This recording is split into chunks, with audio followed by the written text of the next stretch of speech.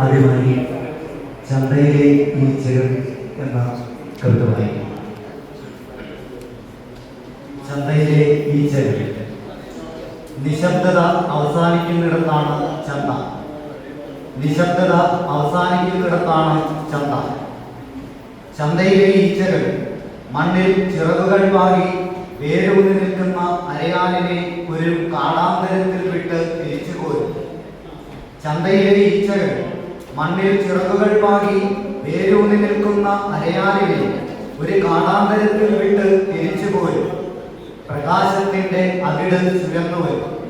പ്രകാശത്തിന്റെ അകിട് ചുരന്നുവരും. പ്രഭാത പേര് കേട്ട് ചന്തക്കടയ്ക്ക് അനക്കം വരും. അപ്പോഴേക്കും ചന്ത ഒരു ജാലിയൻ വാലാബാഗാം. അപ്പോഴേക്കും ചന്ത ഒരു ജാലിയൻ വാലാബാഗാം.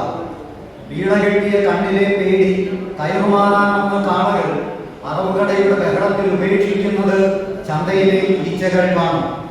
മീൻകുട്ടയ്ക്ക് ചുറ്റിലെ കയ്യാട്ടുവട്ടത്തിൽ നിന്നും മരിച്ചു കിടക്കുന്നവന്റെ മൂക്കിൻ തുമ്പത്തെത്തി നിൽക്കുന്നുണ്ട് ഒരു മൂളത.